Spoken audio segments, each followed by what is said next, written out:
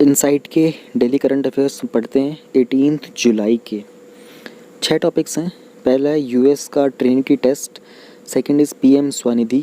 PM Svanidhi तो पहले भी कई बार आ चुका है यार। थर्ड में Kerala animals and bird sacrifices prohibition act.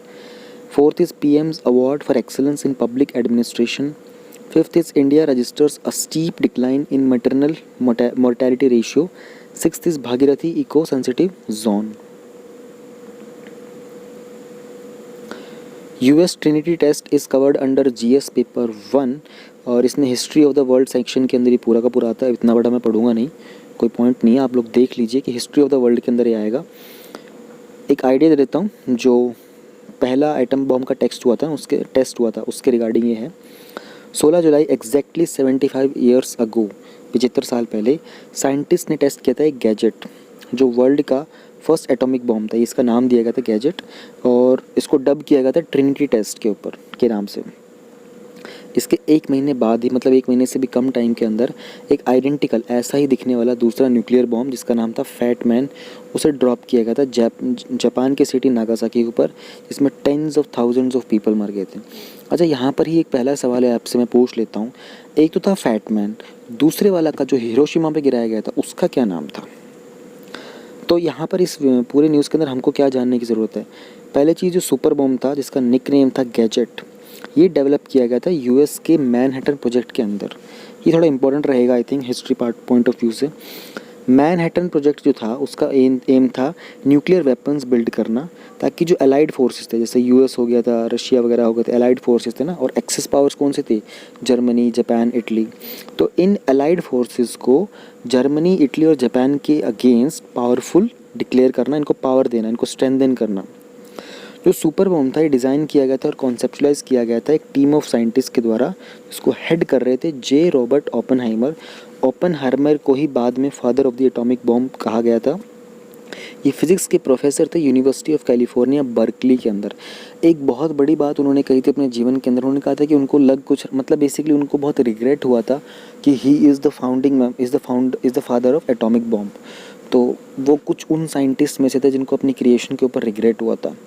ठीक है, बेसिकली उनको ये लग रहा था कि जर्मनी कोई एटॉमिक बॉम्ब प्रिपेयर कर रहा है और इससे पहले कि जर्मनी कोई एटॉमिक बॉम्ब बना ले, तो इन्होंने इस बात को, ये वैसे लेफ़्ट विंग को बिलोंग करते थे, इन्होंने इस बात को ध्यान में रखते हुए कि हम अलाइड पावर्स को थोड़ा सा जर्मनी से पहले पावर दे देते हैं, इन्होंने उस एटॉमिक बॉम्ब को फ्रेम बनाने में हेल्प कर दी थी और इन्होंने प्रेसिडेंट के साथ पूरा का पूरा जो भी डॉक्यूमेंट वगैरह था सब साइन कर दिए थे। तो बेसिकली इनका एम कुछ और था, लेकिन वो उसका रिज़ल्ट कुछ और हो ही गया था। उनको आइडिया था कि इसको यूज़ किया जाएगा, नुकसान भी हो सकता है, but basically he was very regretful about his own innovation. Test जो था ये एल्मागोर्डो बॉम्बिंग रेंज, जो कि लॉस एलामोस से 337 किलोमीटर के डिस्टेंस पर लोकेटेड है, वहाँ ये टेस्ट किया गया था। मुझे लगता नहीं कि ये वाला पार्ट इतना important, but still you need to remember, ये कुछ हाईलाइटेड पॉइंट्स है तो आपको याद होना चाहिए। टेस्ट, पहला वाला टेस्ट कहाँ किया गया था? एक तो इंडिया का पहला याद रख लो, एक वर्ल्ड का पहला याद रख लो, उसकी लोकेशन वगैरह एंड एवरीथिंग। इंडिया वाले पे भी हम लोग बात करेंगे नीचे। तो इसके रेपरकशंस क्या थे ट्रिनिटी टेस्ट के? अब रेपरकशंस का मतलब क्या होता है कि जब पूरा का पूरा कोई प्रोसेस कंप्लीट हो जाता है तो उसके रिजल्ट और बेसिकली नेगेटिव रिजल्ट्स क्या थे। तो जो न्यू मैक्सिको के रेजिडेंट्स थे ना, उनको पहले वार्निंग नहीं दी गई थी इस टेस्ट के बारे में, और जो एडवर्स इम्पैक्ट था रेडिएशन का जो इस डेटोनेशन के कारण हुआ था, इसको काफ़ी सालों तक, मतलब टेस्ट होने के काफ़ी सालों बाद तक भी इग्नोर किया गया था। फिर क्या होता है कि एक सडन राइज होता है इन्फेंट मोर्टेलिटी के अंदर। ठीक है, इन्फेंट तो मतलब आपको पता ही होता है ना, नवजात शिशु, और मोर्टेलिटी मतलब उनकी डेथ।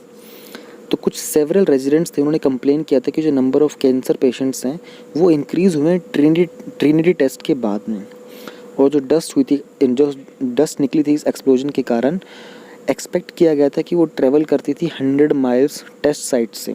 ठीक है, जिसके कारण रेजिडेंशियल एरिया जो थे वहाँ पर एक बहुत ही पोटेंशियल थ्रेट क्रिएट हो गया था। बहुत सारी फैमिलीज़ ने ये कंप्लेन किया था कि उनका जो लाइफ स्टॉक था, लाइफ स्टॉक मतलब उनके पास जो मवेशी थे, जो जानवर वगैरह थे ना, उन सबको स्किन बर्न्स हुए हैं, ब्लीडिंग हो रही है, लॉस ऑफ हेयर हो रहा था। तो इट वाज ओनली 1990, यानी कि देखो 1990 के अंदर वहाँ की गवर्नमेंट ने, फेडरल गवर्नमेंट ने radiation exposure compensation act REC रेका लेके आए थे। कंपनसेशन मतलब मुआवजा देना। ठीक है, तो जो नॉर्थ मैक्सिको के जो रेजिडेंट्स वगैरह थे जिनको कैंसर वगैरह हो गया था, बाकी इलनेस हुई थी रेडिएशन के कारण, इन सब को कंपनसेशन दिया था, यानी कि मुआवजा दिया था, कुछ पैसे दिए थे। तो कितनी कंट्रीज़ हैं वर्ल्ड वाइड जिनके पास न्यूक्लियर वेपन्स हैं?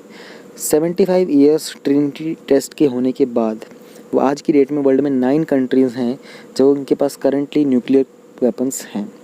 कौन सी हैं? 5 तो वही हो गई जो अपने यूनाइटेड नेशन के सिक्योरिटी काउंसिल वाली हैं, जैसे कि यूके हो गया, यूएस हो गया, रशिया, फ्रांस, चाइना। उसके अलावा 4 कंट्री और हैं, इंडिया, पाकिस्तान, इजराइल और नॉर्थ कोरिया, जिनके पास न्यूक्लियर पावर है। अच्छा, ताज्जुब की बात यह है कि पाकिस्तान के पास इंडिया से ज़्यादा न्यूक्लियर हेड्स हैं, ठीक है, और एटलीस्ट 8 कंट्रीज़ हैं जिन्होंने टोटल मिलाकर 2000 से ऊपर न्यूक्लियर टेस्ट एक्सप्लोजन्स किए हैं 1945 के बाद। जो मोस्ट रिसेंट इंस्टेंस था न्यूक्लियर बॉम्ब के टेस्ट एक्सप्लोजन का, वो किया था इंडिया ने, जहाँ पर सीरीज़ ऑफ 5 एक्सप्लोजन्स किए गए थे, जो कि पोखरण 2 की टेस्ट में किए गए थे मई 1998 के अंदर। पहला जो टेस्ट था उसका कोड नेम था स्माइलिंग बुद्धा, ये मई 1974 में हुआ था। वर्ल्ड के न्यूक्लियर वेपन्स का स्टॉक पाइल देख लेते हैं किसके पास कितना है। टोटल जो बताया जा रहा है वो 13,355 है। आई थिंक ये पुराना डेटा यूज़ किया जा रहा है। मैं आप लोगों से रिक्वेस्ट करूँगा आप लोग नए डेटा के ऊपर चले जाइएगा, ठीक है। ये आई थिंक अपडेटेड नहीं है मेरे हिसाब से। रशिया में 6,000 सब रशिया के पास सबसे ज़्यादा है। Then we have USA, then France, China, UK, Pakistan, India. ध्यान रहे पाकिस्तान के पास इंडिया से ज़्यादा, आई थिंक 160 हो चुके हैं पाकिस्तान के, और इंडिया के थोड़े से बड़े हैं इसमें भी। मुझे ऐसा लग रहा है ये पुराना डेटा है, क्योंकि मेरे को इतना पता है कि पाकिस्तान के 160 हो चुके हैं। प्रीलिम्स के क्वेश्चन क्या हैं? स्माइलिंग बुद्धा हो गया, हाउ मेनी कंट्रीज़ हो गया, फादर हो गया, यूएस मैनहट्टन हो गया, यूएस ट्रिनिटी टेस्ट, सारे हो गए। Discuss the impact of US trinity test on the world war 2।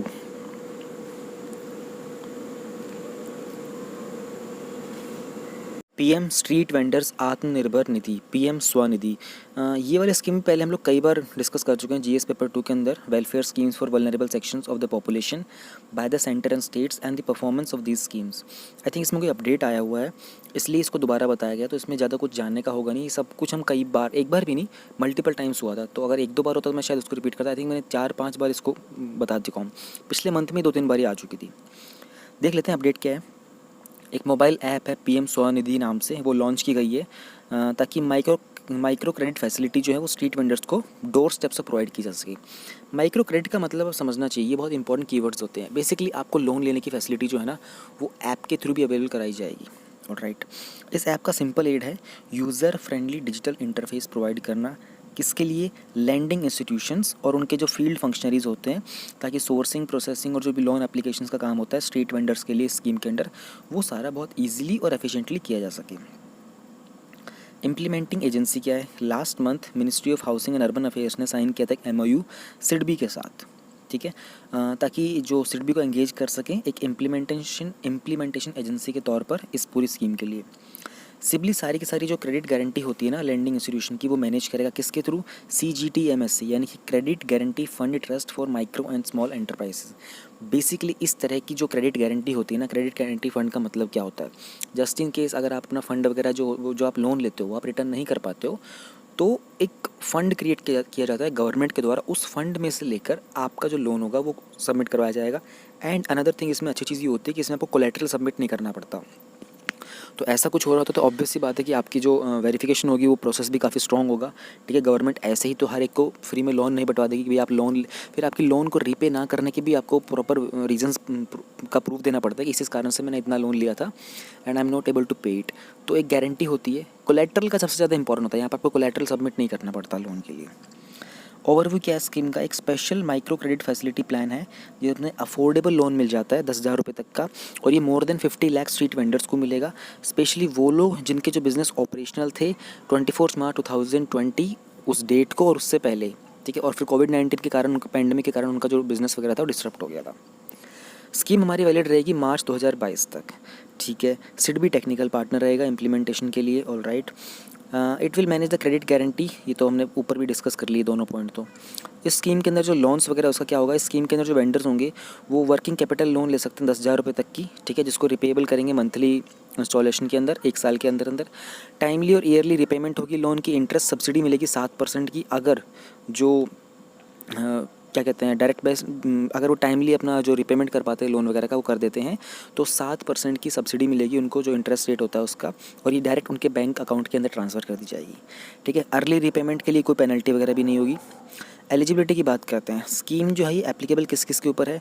Vendors हो गए, हॉकर्स हो गए, ठेले वाले हो गए, रेडी वाले हो गए, इन सब के ऊपर, डिफरेंट एरियाज़ के जो भी काम करते हैं। स्ट्रीट वेंडर जो बिलोंग करते हैं सराउंडिंग पेरी अर्बन और रूरल एरियाज़ के रिगार्डिंग। आई थिंक यहाँ पर मैं आपसे क्वेश्चन पूछ सकता हूँ क्योंकि मैंने पेरी अर्बन भी कई बार एक्सप्लेन किया हुआ है। बहुत सिंपल टर्म है, चल मैं बता ही देता हूँ। बेसिकली वो एरिया, रूरल एरिया और जो अर्बन एरिया का जो बिल्कुल टचिंग एरिया होता है ना, अर्बन के बिल्कुल टचिंग, उसको पेरी एरिया बोलते हैं। काइंड ऑफ बाउंड्री का जो एरिया होता है ना, अर्बन का जो बाउंड्री वाला एरिया होता है ना अर्बन एरिया का, उसका पेरी एरिया बोला जाता है। तो नीड क्या है स्कीम की? लॉकडाउन के कारण बहुत सारी लाइव्स और लाइवलीहुड्स को अफेक्ट हुई हैं, स्पेशली जो डेली वेजर्स होते हैं, यानी कि जो जिस दिन कमाते हैं उसी दिन उतना ही खा लेते हैं, उन लोगों की लाइफ को स्पेशली। तो उन सबको थोड़ा सा ईज़ ऑफ डूइंग बिजनेस के लिए थोड़ा सा सपोर्ट प्रोवाइड करने के लिए गवर्नमेंट ने इस तरह की स्कीम निकाली है। इसलिए अर्जेंट नीड है ताकि अफोर्डेबल क्रेडिट प्रोवाइड किया जा सके वर्किंग कैपिटल के लिए फॉर्मल बैंकिंग चैनल के थ्रू स्ट्रीट वेंडर्स के द्वारा, स्ट्रीट वेंडर्स को। यहाँ पर हमने पढ़ लिया है, हमको सिर्फ ये जाना है सिडबी क्या होता है। सिडबी के बारे में देख लेते हैं। सिडबी की फुल फॉर्म होती है small industrial development bank of India. ये एस्टेब्लिश हुआ था 1990 के अंदर, लखनऊ में इसके ऑफिस है। इसका मेजर जो पर्पस होता है ना, वो होता है रिफाइनेंस फैसिलिटीज़ प्रोवाइड करना, शॉर्ट टर्म लैंडिंग प्रोवाइड करना इंडस्ट्रीज़ वगैरह को, ठीक है। और ये एमएसएमईज़ जो होते हैं ना हमारे, माइक्रो स्मॉल और मीडियम एंटरप्राइजेस, उनके लिए प्रिंसिपल फाइनेंशियल इंस्टीट्यूशन होता है। ये बहुत ही क्रूशियल पॉइंट है इसके रिगार्डिंग। एक और ये किसके अंडर आता है? Department of financial services under government of India के अंदर ही आता है, ठीक है। एक इसके बारे में बड़ी इंपॉर्टेंट जो चीज़ थी वो मैं आपको बताना चाह रहा था, कहाँ गया? हाँ, सिडबी जो ऑल इंडिया फाइनेंशियल इंस्टीट्यूशंस होते हैं ना, उसके अंदर जिनको सुपरवाइज़ करता है रिजर्व बैंक ऑफ इंडिया, उसमें जो 3 बैंक्स दूसरे हैं, 4 बैंक्स होते हैं बेसिकली, जो मेजर 4 होते हैं, एक्सिम बैंक, नबार्ड और एनएचबी, और 4th होता है हमारा सिडबी। तो उन चारों में से जो ऑल इंडिया फाइनेंशियल इंस्टीट्यूशंस है ना, उन चारों में से एक सिडबी भी है। तो ये काफ़ी इंपॉर्टेंट पॉइंट है। आई थिंक यहाँ से प्रीलिम्स क्वेश्चन बिल्कुल बन सकता है। I don't know, maybe पास में बना भी हो, इसके बारे में मैंने चेक नहीं किया था, लेकिन आप भी देखिएगा इस तरह के क्वेश्चन बन जाते हैं actually. Now we have Kerala Animals and Bird Sacrifices Prohibition Act, and this is covered under government policies and interventions for the development in various sectors and issues arising out of their design and implementation. Context में क्या है? Supreme court ने agree किया है कि वो एक जो एक्ट था ना केरला का, Kerala animals and bird sacrifices prohibition act 1968 का, इसकी कॉन्स्टिट्यूशनल वैलिडिटी को चेक करेगा, एग्जामिन करेगा। तो सुप्रीम कोर्ट ने एग्री कर लिया है। इशू क्या था? सुप्रीम कोर्ट में एक अपील फाइल की गई थी कुछ शक्ति वर्शिपर्स के द्वारा, और कुछ एनिमल सेक्रीफाइस करते हैं तो वो क्या इंटीग्रल पार्ट है वर्शिप का नहीं है, इसके रिगार्डिंग एक प्ली फाइल किया गया था। उनकी अपील के अंदर ये कहा गया था कि एनिमल सेक्रीफाइस जो एक एसेंशियल रिलीजियस प्रैक्टिस है, ठीक है, लेकिन ये उन लोगों ने अपील की थी। उन्होंने कहा था कि देखो हम एनिमल का सेक्रीफाइस करते हैं, ये हमारी एक रिलीजियस प्रैक्टिस है, तो हमको इसे करने से ना रोका जाए। क्योंकि 1968 का एक लॉ था, स्टेट लॉ, जो बैन करता है किलिंग ऑफ एनिमल्स और बर्ड्स रिलीजियस सेक्रीफाइसेस के लिए। हाउएवर ये जो लॉ है ना, ये किलिंग फॉर पर्सनल कंजम्पशन, यानी कि खाने के लिए, अगर आप बर्ड्स को कंज्यूम कर रहे हो, आप मीट खा रहे हो, नॉन वेज खा रहे हो, उसके ऊपर कोई कंट्रोल नहीं है इस एक्ट का, वहाँ पर कोई बैन नहीं है। लेकिन अगर आप किसी एनिमल को किल करते हो रिलीजियस पर्पसेस के लिए, वहाँ पर इस एक्ट ने उस चीज़ को बैन किया हुआ है। तो इसी के कारण अपील डाली गई थी कि अगर आपको बैन करना ही है तो आप हर एक चीज़ के लिए कर दो, लेकिन आप सिर्फ एक पर्टिकुलर चीज़ के लिए कर रहे हो, वो एक गलत चीज़ है। इसी की दिस के कारण एक आर्बिट्रेरी क्लासिफिकेशन हुआ था, और जो वॉयलेट करता है आर्टिकल 14 कॉन्स्टिट्यूशन का।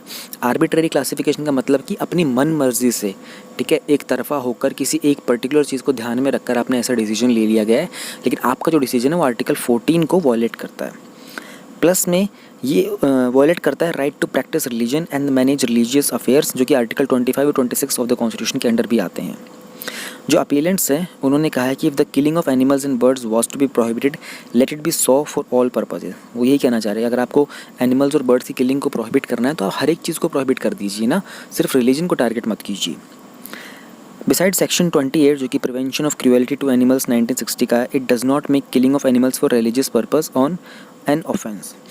देखो एक prevention of cruelty to animals act है 1960 का, उसके अंदर उसके सेक्शन 28 के अंदर रिलीजियस पर्पसेस के लिए एनिमल्स को किल करना कोई ऑफेंस नहीं है, ठीक है, ध्यान रहे। हाई कोर्ट ने क्या कहा था? रिसेंटली केरला हाई कोर्ट ने डिसमिस कर दी थी इस पीआईएल को on the ground that no material was brought on record to establish that the practice was essential to religion. High court ने इसको अब इन लोगों ने पहले हाई कोर्ट में पीआईएल फाइल की था, वहाँ से नहीं हुआ तो फिर उन्होंने अपील किया सुप्रीम कोर्ट में। हाई कोर्ट के पास जब ये लोग गए थे तो हाई कोर्ट ने ये बोला था देखो आपके पास कोई ऐसा एविडेंस नहीं है जो ये प्रूव करता हो कि ये रिलीजियस मैटर के लिए इतनी एसेंशियल है। देखो कोर्ट तो एविडेंस के ऊपर ही चलता है, ये तो बात खैर सही हैगी, लेकिन हाँ डिस्क्रिमिनेटरी है भी। ये इस तरह के टॉपिक ही कंट्रोवर्शियल बन जाते हैं। आप एक साइड रिलीजन को पूरा प्रैक्टिस भी करवाना चाहते हो, दूसरी साइड आप रिलीजन के लिए स्पेसिफिक आप एक डिस्क्रिमिनेशन करते हो, एनिमल्स को बैन कर रहे हो किलिंग उनकी, लेकिन पर्सनल कंजम्पशन के लिए आप बैन नहीं कर रहे हो। तो इसी जगह पर ये कंट्रोवर्शियल टॉपिक्स बन जाते हैं। तो ऐसे टॉपिक्स के ऊपर ना जनरली इंटरव्यू में बहुत सवाल उठते हैं आप लोगों से। ठीक है, उसके बाद सुप्रीम हाई कोर्ट ने ये भी कहा था कि जो प्रिवेंशन ऑफ क्रूएलिटी एक्ट है ना, उसके अंदर जो वर्ड सेक्रीफाइस है ना, उसका पर्पस वगैरह नहीं बताया गया, उसका कोई पर्पस नहीं है रिलीजन के लिए। तो ये भी सुप्रीम कोर्ट, ये हाई कोर्ट ने बोला था इसी prevention of cruelty on animals को ध्यान में रखते हुए।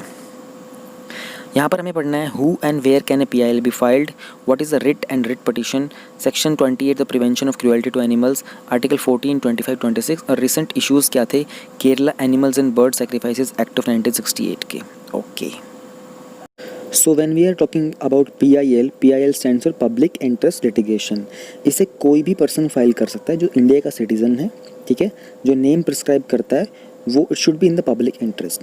PIL को हम सुप्रीम कोर्ट में फाइल कर सकते हैं under article 32 of the constitution, और हाई कोर्ट के अंदर सेम चीज़ हम आर्टिकल 226 के अंदर फाइल कर सकते हैं। ये एक बात आपको बता देता हूँ, रिगार्डिंग रिट्स के अंदर जो सुप्रीम कोर्ट से ज़्यादा पावरफुल हाई कोर्ट होता है, ठीक है, रिट्स वगैरह की पिटिशन के रिगार्डिंग, तो ये आपको थोड़ा सा मालूम होना चाहिए। मैंने रिसेंटली करवाया भी था पूरा का पूरा। ये रिट पिटिशन जब होती है तो उसके अंदर एक पार्टी अपील करती है कोर्ट को in order to secure a speedy review करना होता है ना किसी इशू का, ध्यान रहे कोई to secure speedy review of some issue.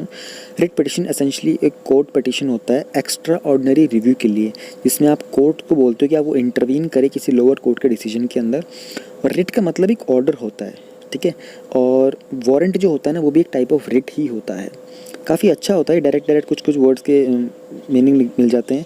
और बेसिकली हमारे पास 5 टाइप के रिट्स होते हैं, क्वो वारंटो, हिबस कॉर्पस, मैंडेबस, प्रोहिबिशन और सर्टियोररी। मैंने रिसेंटली काफ़ी आई थिंक 10-5 मिनट लेके पूरा का पूरा समझाया भी था, 2-3 दिन पहले की बात है। What is article 14 of the constitution? Article 14 जो कॉन्स्टिट्यूशन का वो ये स्टेट करता है कि state shall not deny to any person equality before the law. कानून के सामने सभी को समान अधिकार मिलेगा, समानता मिली जाएगी, ठीक है, कानून हो या फिर कोई equal protection of the laws within the territory of India, यानी कि भारत के कानून भारत की टेरिटरी के within. And then we have article 25 and 26। Article 25 क्या बोलता है? All the persons are equally entitled, यानी कि सबको पूरा हक है, पूरी आज़ादी है, of conscience and the right to freely profess, practice and propagate religion, जो कि पब्लिक ऑर्डर का हो, मोरालिटी का और हेल्थ का। बेसिकली अपने रिलीजन के रिगार्डिंग बात की जा रही है कि सबको इक्वल हो फ्रीडम मिलती है रिलीजन को प्रैक्टिस करने की, प्रोफेस करने की और प्रोपगेट करने की। आर्टिकल 26 क्या होता है? हर एक को राइट है अपनी एजुकेशन को रिसीव करने का, एटलीस्ट जो एलिमेंट्री और फंडामेंटल है। एलिमेंट्री एजुकेशन तो कंपलसरी ही है। अच्छा, यहाँ से एक सवाल मेरा उठ के आता है आपके लिए, कौन सी एज ग्रुप के लिए हमारी एलिमेंट्री एजुकेशन जो है वो कंपलसरी है? This question has already been asked in prelims once, और रिपीट होने के चांसेस बिल्कुल हैं। Now we have PM's awards for the excellence in public administration 2020, and this is covered under role of civil services in a democracy. Revamped का मतलब होता है किसी भी चीज़ को रीस्ट्रक्चर करना, रीऑर्डर करना, उसमें कुछ चेंजेस कर देना। जो PM की awards for excellence public administration के वो लॉन्च किए गए हैं, ठीक है। स्कीम को रिवैम्प किया गया ताकि जो डिस्ट्रिक्ट कलेक्टर्स होते हैं उनकी परफॉर्मेंस को भी रिकॉग्नाइज़ किया जा सके, जिसमें उनके आउटकम इंडिकेटर्स होंगे economic development, peoples participation, redressal of public grievances. Public grievances का मतलब होता है जो पब्लिक होती है उनकी शिकायतें, ग्रीवेंस मतलब शिकायतें होता है, और रिड्रेसल का मतलब होता है उनका निवारण करना। एक डिस्ट्रिक्ट कलेक्टर जो कि आप बनोगे इस एग्ज़ाम को देने के बाद, उसके क्या क्या इकोनॉमिक डेवलपमेंट किया है, पीपल्स का पार्टिसिपेशन इंक्रीज़ हुआ है, डिक्रीज़ हुआ है, are they satisfied with all the solutions provided by the administration, और किस तरह की उनकी शिकायतें थी, उनका कितना निवारण हुआ है। नॉमिनेशंस 4 कैटेगरीज में बुलाए गए हैं: district performance indicators programme, innovation general category, aspirational district programme and Namami Gange programme. Scheme के अंदर वेरी फर्स्ट टाइम इन्होंने ये जो डिस्ट्रिक्ट कलेक्टर्स होते हैं ना, डिस्ट्रिक्ट लेवल के ऑफिशियल्स बेसिकली, उनका नमामि गंगे प्रोग्राम के अंदर कितना एफर्ट्स वगैरह थे उन सबको भी रिकॉग्नाइज़ किया जाएगा। और इस अवार्ड कैटेगरी के अंदर एक अवार्ड दिया जाएगा, will be given to district out of 57 notified district Ganga committees. जो 57 नोटिफाइड डिस्ट्रिक्ट गंगा कमिटीज़ हैं उसमें से किसी एक को अवार्ड दिया जाएगा, किसके अंडर? नमामि गंगे प्रोग्राम के अंडर। वो जो डिस्ट्रिक्ट कमिटीज़ है ना, उनकी बात कर रहा है, वो जो नमामि गंगे प्रोग्राम के अंडर है। थोड़ा सा बैकग्राउंड देख लेते हैं। गवर्नमेंट ऑफ इंडिया ने जो प्राइम मिनिस्टर के अवार्ड्स थे ना for excellence in public administration, इनको 2006 में एस्टैब्लिश किया था, इंस्टीट्यूट किया था, ताकि किस चीज़ के लिए, एक्नॉलेज करने के लिए, रिकॉग्नाइज करने के लिए, और जो भी एक्स्ट्रा ऑर्डनरी और इनोवेटिव वर्क्स होते हैं ना डिस्ट्रिक्ट ऑर्गेनाइजेशंस वगैरह के, सेंट्रल स्टेट के, उन सबको रिवॉर्ड करने के लिए। स्ट्रीम को बाद में रीस्ट्रक्चर किया गया था 2014 के अंदर। उस टाइम पे उन्होंने जो डिस्ट्रिक्ट कलेक्टर्स होते हैं उनकी priority programmes, innovation, aspirational districts और उन सबको जो उन सब में इनकी जो परफॉर्मेंस होती है उस सबको रिकॉग्नाइज़ किया था। 2020 के अंदर उसको फर्दर रीस्ट्रक्चर किया गया है ताकि जो परफॉर्मेंस होती है डिस्ट्रिक्ट कलेक्टर्स की उसकी इकोनॉमिक डेवलपमेंट के ऊपर, देखो फैक्टर्स बहुत इंपॉर्टेंट है।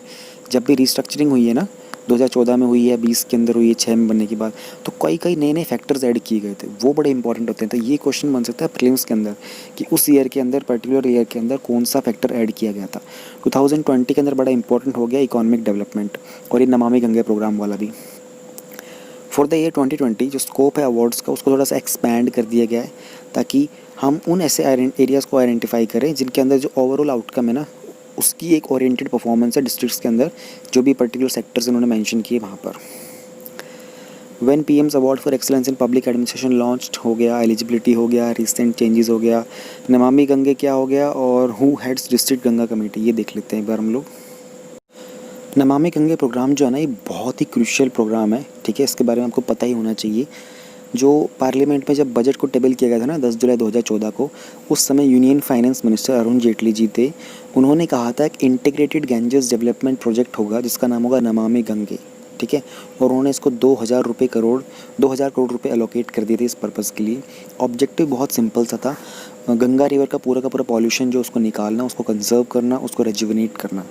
अंडर प्रोजेक्ट 8 स्टेट्स को कवर किया गया था, ठीक है, और इसके अंदर कुछ 1674 ग्राम पंचायत जो थी, जहाँ पर जो जितने भी गंगा का जो एरिया पड़ता है, जो पूरा का पूरा रूट पड़ता है, उसके आसपास जो भी ग्राम वगैरह थे, उनमें गैंजेस को ओपन डेफिकेशन फ्री बनाने की बात की गई थी 2022 तक। इसके लिए 1700 करोड़ रुपए सेंट्रल का शेयर आया था, ठीक है। तो इस प्रोग्राम के पार्ट के अंडर बहुत कुछ किया गया था, ठीक है, किस तरीके से सेंटर अपना डेवलपमेंट करवाएगा पूरे के पूरे गंगा के रिवर वाला, और उसके बाद स्टेट्स का क्या स्टेप्स रहेंगे। कुछ मेन पिलर्स थे नमामि गंगे प्रोग्राम के, वो मैं आपको बता देता हूँ। सीवरेज ट्रीटमेंट इंफ्रास्ट्रक्चर, जो भी आसपास का सीवरेज होता है वो सारा का सारा उस रिवर के अंदर जाता है, उसको कैसे ट्रीट करना है ताकि रिवर पॉल्यूट ना हो। रिवर फ्रंट डेवलप करना, रिवर का सरफेस का क्लीनिंग, आसपास की बायोडाइवर्सिटी, एफॉरेस्टेशन करना, पब्लिक को अवेयर करना, इंडस्ट्रियल एफ्लुएंट मॉनिटरिंग, गंगा ग्राम वगैरह। तो जो इम्प्लीमेंटेशन है वो डिफरेंट लेवल्स के अंदर डिवाइडेड था, ठीक है। एंड सिग्निफिकेंटली जो अप्रोच थी इसको अंडरपिन किया गया था सोशियो इकोनॉमिक बेनिफिट्स के लिए। जो प्रोग्राम है वो एक्सपेक्ट करता है कि जॉब क्रिएशंस में डेवलप करेगा, इंप्रूव करेगा वहाँ के आसपास की लाइवलीहुड्स, हेल्थ बेनिफिट्स इसके बहुत सारे होने वाले हैं, ठीक है। और जो भी उसकी आसपास के रिवर के आसपास जो डिपेंडेंट पॉपुलेशन जो है उन सबको एक बेटर वेलफेयर स्टेट प्रोवाइड होगा। Now we have India registers a steep decline, ध्यान रहे डिक्लाइन हुआ है मैटरनल मोर्टेलिटी रेट के अंदर, and this is cover under issues related to health. कैसे है, क्या कुछ है, देख लेते हैं। एक special bulletin on maternal mortality in India 2016-18, इसको रिसेंटली रिलीज़ किया गया था by who, office of the registrar general sample registration system, उनके द्वारा। एमएमआर होता क्या है? एमएमआर को हम डिफाइन करते हैं the number of maternal deaths पर 1 लाख लाइव बर्थ्स, ठीक है। जो टारगेट 3.1 है सस्टेनेबल डेवलपमेंट गोल्स का, जिसको सेट किया था यूनाइटेड नेशंस ने। देखो हमारे पास 17 सस्टेनेबल डेवलपमेंट गोल्स हैं, 15 साल का टारगेट है 2015 से 2030 तक का। इंडिया में नीति आयोग रिस्पॉन्सिबल है इस चीज़ के लिए। तो जो 3.1 सस्टेनेबल डेवलपमेंट गोल है उसका एम है ग्लोबल मैटरनल मोर्टेलिटी रेट को रिड्यूस करना। इसको कितना रिड्यूस कर देना? लेस देन 70 पर 1 लाख लाइव बर्थ्स, ठीक है। तो ये टारगेट है हमारा 3.1 का। मैटरनल मोर्टेलिटी क्या होता है? मैटरनल मोर्टेलिटी एक रीजन के अंदर एक मेजर होता है रिप्रोडक्टिव हेल्थ का, वुमेन इन दैट एरिया। तो एज़ पर WHO जो मैटरनल डेथ होती है ना, is the death of a women while pregnant or within 42 days of termination of pregnancy from any cause related to or aggravated by the pregnancy. Aggravated का मतलब होता है अगर pregnancy किसी पर्टिकुलर डिजीज़ को, पर्टिकुलर सिकनेस को cause करती है तो एग्रेवेट करना, किसी चीज़ को ज़्यादा ख़राब कर देना, और इट्स मैनेजमेंट। तो ये WHO ने अगर MMR की डेफिनेशन दे दी है तो आई थिंक आपको इस तरह की ऑफिशियल डेफिनेशंस बहुत इंपॉर्टेंट होती हैं, याद रहे। द मोमेंट आप लिखोगे एज़ पर WHO, आपके क्वेश्चन में ना बहुत स्ट्रॉन्ग ग्रेविटी आ जाती है। तो उस रिपोर्ट की कुछ की फाइंडिंग्स है वो देख लेते हैं। MMR इंडिया में डिक्लाइन हुआ है कितना, ये देखो 2014-16 में कितना था, 130 था। 15-17 में 122 आ गया, 16-18 में 113 आ गया। तो 2016-14 से लेकर और 2018 की बात करें तो 113 तक आ गया है, ठीक है। बाकी स्टेट्स की अगर हम बात करते हैं तो असम का 215 है, बिहार का 149, एमपी का 173, छत्तीसगढ़ 159, उड़ीसा 150, राजस्थान 164, यूपी 197, उत्तराखंड 99। जो सदर्न स्टेट्स हैं साउथ साइड के, उनका एक लोअर मैटरनल मोर्टेलिटी रेट्स है, जैसे आंध्र प्रदेश 65, तेलंगाना 63, कर्नाटका 92, केरला 43, तमिलनाडु 60। आप इनमें से मैं कहूँगा आप 2 ज़रूर याद रखिएगा, जो 3 याद रख लीजिए। एक टॉप के 2, असम का 215 है और यूपी का 197 है, ये 2 याद रख लीजिए। प्लस में 2 थोड़े से लो वाले याद कर लीजिए, जैसे केरला का 43 एंड तमिलनाडु का 60। This will be more than enough for you. ये तो हम कवर कर ही चुके हैं, तीनों हो गए हैं cover. Now we have Bhagirathi Eco-Sensitive Zone and this is covered under GS Paper 3, Conservation Related Issues. Context क्या है? यूनियन मिनिस्ट्री ने रिसेंटली अप्रूव किया है जो जोनल मास्टर प्लान है, किसके लिए? भागीरथी के इको सेंसिटिव जोन के लिए, नोटिफिकेशन के लिए, जो कहाँ से स्ट्रेच करता है? गोमुख से लेकर उत्तर काशिक तक। और एरिया कितना है इसका? 4179.59 स्क्वायर किलोमीटर। इससे क्या होगा? जो 4 धाम का जो रोड प्रोजेक्ट है ना, अच्छा 4 धाम क्या है ये पता होना चाहिए, बहुत इंपॉर्टेंट है। गंगोत्री, यमुनोत्री, केदारनाथ और बद्रीनाथ। सीक्वेंस भी कुछ ऐसा सही होता है, सबसे वेस्ट में गंगोत्री होता है, फिर यमुनोत्री होता है थोड़ा ईस्ट में। आई थिंक मैं थोड़ा यहाँ कंफ्यूज हो रहा हूँ। आई थिंक मतलब ये 2 मुझे थोड़ा कंफ्यूज कर रहे हैं, because I have been to Kedarnath and Badrinath. तो पहले ईस्ट वेस्ट साइड में केदारनाथ होता है और ईस्ट साइड में बद्रीनाथ होता है। ये मैं कंफ्यूज हो रहा हूँ, मैं Gangotri Yamunotri I have never been there इसलिए। बट 4 धाम ये होते हैं हमारे। तो उसका एक रोड प्रोजेक्ट चल रहा है उत्तराखंड के अंदर, जिसमें रोड कंस्ट्रक्ट की जा रही है ताकि चारों के लिए प्रॉपर रोड हो, आपको प्रॉपर इंफ्रास्ट्रक्चर प्रोवाइड किया जाए। So it has been ongoing for a long time and it's soon going to be over. उस मूव को एक्सपेडाइट करना, एक्सपेडाइट का मतलब करना तेज़ी लाना, एफिशिएंसी लाना, ठीक है। उसमें हेल्प मिलेगी कैसे करने से? जो भागीरथी का जो इको सेंसिटिव जोन है ना, उसके लिए एक जोनल मास्टर प्लान लेके आए हैं। तो इस जोनल मास्टर प्लान ZMP में क्या होने वाला है? ZMP जो है वो वाटरशेड अप्रोच पर बेस्ड है, ठीक है। यानी कि इसके अंदर जो गवर्नेंस होगी वो उस एरिया के forest, wildlife, watershed management, irrigation, energy, tourism, public health, sanitation, road infrastructure, इन सब को इंक्लूड करके फिर आगे काम किया जाएगा। बैकग्राउंड क्या है? जो भागीरथी का इको सेंसिटिव जोन नोटिफिकेशन है, ये पहली बार इशू किया गया था 2012 के अंदर एनवायरनमेंट मिनिस्ट्री के द्वारा, 18 दिसंबर 2012 को। ईयर्स ऑफ प्रोटेस्ट हुए थे इसके ऊपर लोकल एनवायरमेंटलिस्ट के द्वारा। ये जो नोटिफिकेशन थी, it was sought to protect the entire fragile Himalayan region, ठीक है। How? By restricting hydro power projects over 2 megawatt of 2 megawatt, ठीक है। रिवर बेड का माइनिंग और चेंज ऑफ लैंड यूज़। तो इसी के रिगार्डिंग, इसको प्रोटेक्शन के रिगार्डिंग एनवायरमेंटलिस्ट ने सालों तक प्रोटेस्ट किया था। नोटिफिकेशन को फिर बाद में अमेंड किया गया था 16 अप्रैल 2018 के अंदर, फॉलोइंग उत्तराखंड गवर्नमेंट्स का objection that this notification was anti development. जब उत्तराखंड की गवर्नमेंट ने बोला कि एंटी डेवलपमेंट है, तो इसमें कुछ अमेंडमेंट किया गया था। अमेंडमेंट ने क्या अप्रूव दिया था? अमेंडमेंट ने अप्रूव किया था land use change to meet the local needs including civic amenities and other infrastructure development in larger public interest and national security with the prior approval of state government with the due study of environmental impacts। Basically उन्होंने कहा था कि जो local area की needs हैं उनको fulfil करो, amenities provide करो, इंफ्रास्ट्रक्चर का डेवलपमेंट होना चाहिए, पब्लिक इंटरेस्ट में होना बहुत ज़रूरी है, वहाँ पर नेशनल सिक्योरिटी को मेंटेन करो, ठीक है, और स्टेट गवर्नमेंट से प्रायर अप्रूवल लो, एनवायरनमेंट के ऊपर क्या क्या इम्पैक्ट होंगे उसकी स्टडी करो। ये सब उसके अमेंडमेंट किए गए थे। अब कंसर्न क्या है? अब this approval could make entire Bhagirathi region extremely vulnerable to natural disasters. जब देखो आप पहाड़ी इलाकों के अंदर आप इस तरह का रेगुलर कंस्ट्रक्शन करते रहोगे तो ऑब्वियस सी बात है, मूवमेंट बढ़ती है, वहाँ की बायोडाइवर्सिटी डिस्टर्ब होती हैगी and so many things happen. तो उन्होंने पॉइंट आउट किया था 2013 की केदारनाथ ट्रेजेडी को, ठीक है। तो एक्सपर्ट्स ने कुछ आर्ग्यूमेंट रखे थे। उन्होंने कहा था देखो भैया, हिमालय का जो एरिया है ना वो एक्सट्रीमली फ्रेजाइल माउंटेन है। फ्रेजाइल का मतलब क्या है कि अनसर्टेन, ठीक है, वो काफ़ी वीक है और डैमेजेबल है। जो रॉक्स हैं वो अभी तक कम्प्लीटली कंसोलिडेट नहीं हुए हैं हिमालयाज़ के। तो हिल कट करना है, पहाड़ों को कट करना हिल्स को डिस्टेबलाइज कर देता है, ठीक है। अगर वहाँ पर फॉरेस्ट का लॉस होता है, जो डेब्री, जो मतलब जो कुछ ऊपर से जो टूटा जो गिरता है ना, उस पत्थर पहाड़ का और ये मिट्टी विट्टी वगैरह का, वो सारा का सारा रिवर के अंदर फ्लो कर जाता है, जिससे रिवर का फ्लो जो होता है उसमें ऑब्स्टेकल्स आते हैं, उसको हैम्पर करता है, जिससे पूरा का पूरा जो रीजन होता है वो एक्सट्रीमली वल्नरेबल हो जाता है लैंडस्लाइड्स को लेकर। तो बियॉन्ड 1800 से लेकर 2000 मीटर तक का जो एल्टीट्यूड है वो ऑलमोस्ट वो मोस्टली मोरेन्स हैं। मोरेन्स का मतलब होता है अनकंसोलिडेटेड ग्लेशियल डेब्री। अगर वहाँ पर एक क्लाउड बस्ट होता है तो लैंडस्लाइड जो वो सडनली इंक्रीज़ हो जाते हैं। फिर हिमालयस जो हमारे वो सेस्मिक जोन 5th में आते हैं, जो कि एक मेजर अर्थक्वेक प्रोन एरिया है। तो अर्थक्वेक वहाँ पर किसी भी मोमेंट आ सकता है। भागीरथी इको सेंसिटिव जोन क्या है? ये अपर हिमालयस में लोकेटेड है और जो नोटिफाइड एरिया है भागीरथी इको सेंसिटिव जोन का वो एक इंटरवोवन है interdependent fragile Ganga Himalayan basin के अंदर। जोग्राफिकली ये जो एरिया है ये गढ़वाल के जो लेसर हिमालयस और हायर हिमालयस है वहाँ पर पड़ता है। How eco sensitive zone is declared, where is Bhagirathi eco zone, classification of Himalayas, Kedarnath location, Gaumukh on the map. मैं आपको पहले ये सारी चीज़ें बता देता हूँ। एक बार पहले मैं आप लोगों को इस इमेज के अंदर दिखा देता हूँ। एक्चुअली मैं बता रहा था ना गंगोत्री यमुनोत्री का, तो Yamunotri is towards the west side, थोड़ा सा उसके ईस्ट की तरफ आते हैं तो गंगोत्री आता है, then we have Kedarnath and then we have Badrinath. तो चारों को जाने के लिए एक बड़ा ही कॉमन पॉइंट है, दैट इज़ देहरादून। थोड़ा सा इस मैप में बता देता हूँ। जो गौमुख है ना वो इसके यहीं कहीं आसपास ही मिलेगा। मैंने दूसरे पेज पर भी एक इमेज खोली हुई थी गौमुख के रिगार्डिंग। हाँ ये देखिए, ये मैं आपको दिखाता हूँ। अब आपको इसमें दिखाई दे रहा होगा ना, ये देखिए, ये रहा गंगोत्री की तरफ जाने वाला रास्ता और ये रहा हमारा गौमुख। यहाँ पर तपोवन के मिडोज़ होते हैं। अब तपोवन से थोड़ा आपको आइडिया लगेगा, देखना मैं आपको दूसरी इमेज में दिखाऊंगा ना। तो ये देखो, ये रहा हमारा गंगोत्री, ठीक है, ये रहा हमारा तपोवन। तो ये पूरा पहाड़ी इलाका है वैसे तो, ठीक है। वहाँ पर बेसिकली ग्लेशियर है, एक बर्फ़ का लेयर है। जिन्होंने जो नहीं गए उनके लिए बता रहा हूँ। If you have been there I think you have very clear idea कि मैं किसके बारे में बात कर रहा हूँ।